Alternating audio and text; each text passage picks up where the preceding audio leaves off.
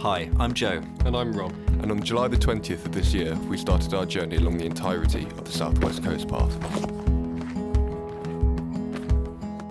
The South West Coast Path is a pretty iconic trail that runs through North Devon, through North Cornwall, around the tip of Cornwall, then back to South Cornwall, South Devon and back to Dorset, where me and Joe are both from. The whole path is about 630 miles. We plan for it to take about 6 weeks out of our summer to complete.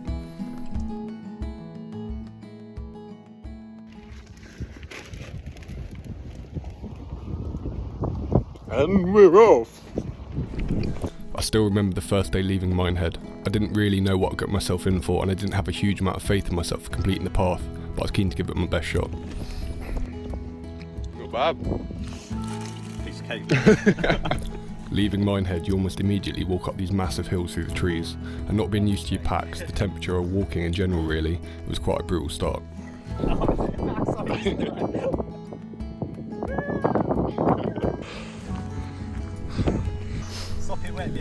The weather went from hot to cold to rainy to windy, and here's the first look at a pretty disgusting combination of food. Black coffee mixed with, I think that's a fork with corned beef on the tip of it, a staple of the trail. And here we're arriving in Porlock Weir, which is quite a short day. I think it was 8 miles the first day, but yeah, we got a campsite. Despite saying we're going to wild camp every night, bailed at the first hurdle.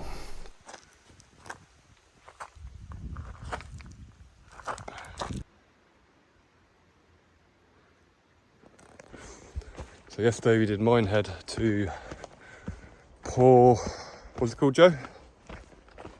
Porlock Weir. Porlock Weir. And now we're walking from Porlock Weir to Lynmouth, which is about 12 miles.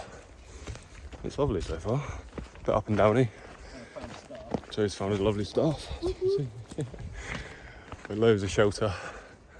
It's quite hot today. Beautiful views all through there of the sea. Yeah, marvellous. On we go. About 8 miles to go.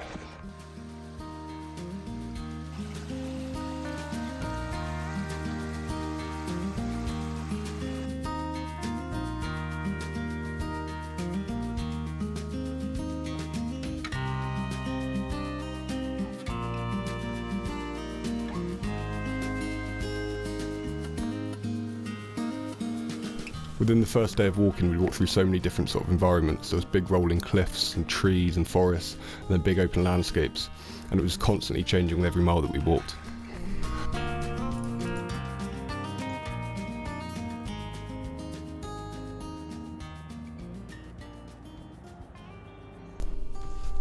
And you can see here my brand new £150 walking boots had already rubbed blisters on my feet, so I'd revert back to my old knackered Adidas.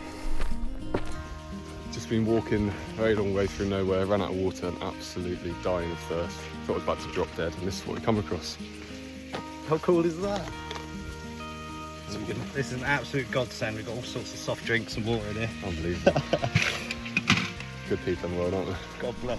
God bless. But that's the thing about walking this path in summer. You're often several miles from town and get caught short without water. But here we are walking into Linton, I think, and wow, look at that. Unbelievable. Such a nice day of walking. My feet absolutely kill. I'm glad to be here. Got to find someone to put our tent up now and have a beer. So, help me, Bob, I'm bully in the alley. Way, bully in the alley. Help me, Bob, I'm bully in the alley. Bully down the shin bone now. So, help me, Bob, I'm bully in the alley. Way, bully in the alley. Help me, Bob, I'm bully in the alley. Bully down the shin bone now.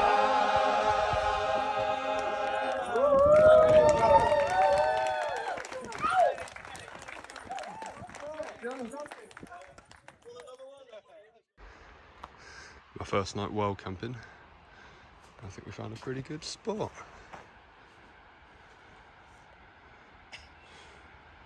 It's Joe. What have you to wake up to? So yeah, the next day saw us walking from Lynmouth along the coast, obviously, to Combe Martin. Day number 3. Where are we going? yonder to the Valley of the Rocks, Very nice. where the bad things are, the scary things. And the highest point on the island. The island? Despite it being quite early in the morning, it was already getting quite warm. I'd say around 22 or 23 degrees. So the walking was getting quite tough even early. But yeah, I just didn't know places like this existed in North Devon. And all that there was just nuns walking around.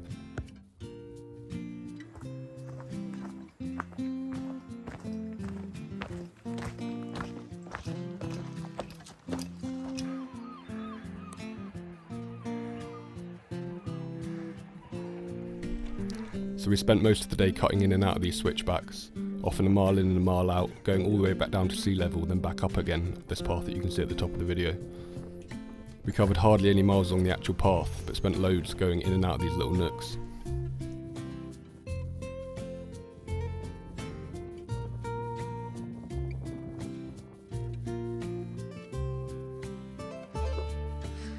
Signs that make absolutely no sense. Said 5 miles about 2 hours ago. And here I am looking quite proud and knackered on top of, I think this is Hangman's Point, so this is the highest point on the whole of the Southwest Coast Path. So yeah, the next morning I think this is some pretty nutritious breakfast to try and recover. See there, a bit of stag chilli in the pan, 7:30 in the morning. What more do you want?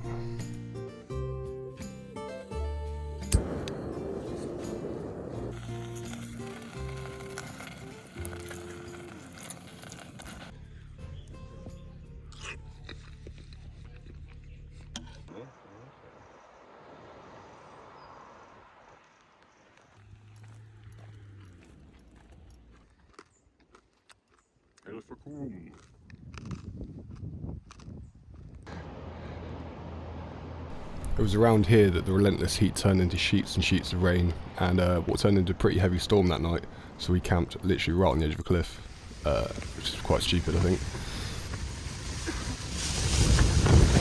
Luckily Joe had invested at least 25 quid in a festival tent for this whole 6-week duration, so he woke up in a puddle. So we pushed onto, I think it was Woolacombe, to try and find some dry stuff. He's smiling here, but I assure you he was not smiling for the majority of this day.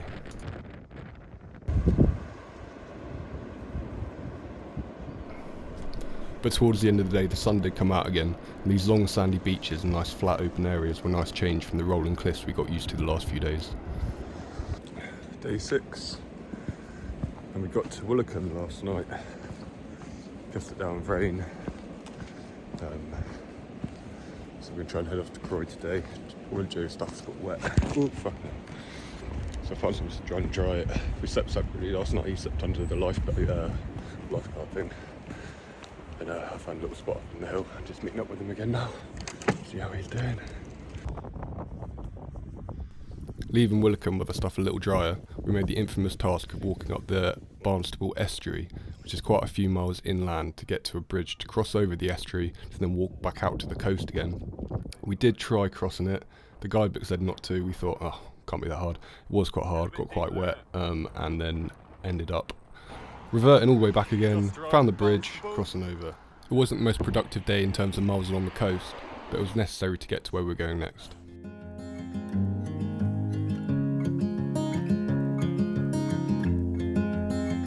Arriving at Instow, we found the first of several ferries we would take on our journey. This one took us across a short little channel over to a place called Appledore, which was quite beautiful. Look at that, lots of boats. There's another boat.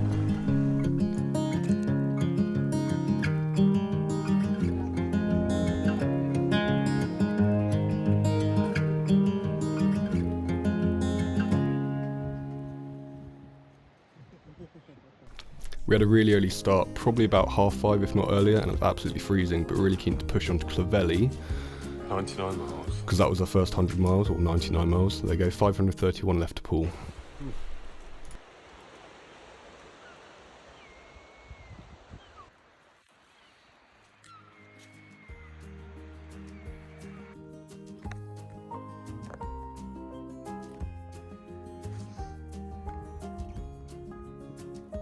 Cuties.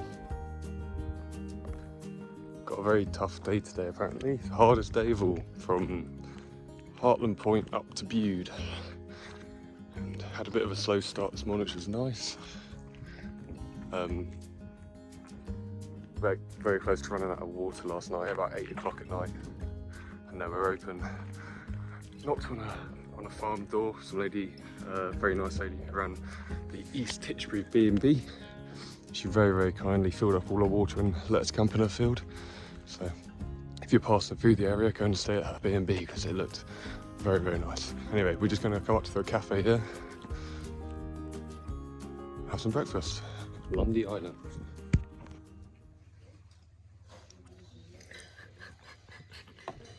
Oh yeah, boy. On our way to Heartland Point down there, over there somewhere, and then on to Bude in the deep distance. Look at the colour of that.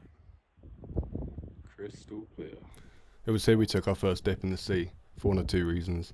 One, because it was hot and it was really nice. The second is because it smelled pretty bad by this point.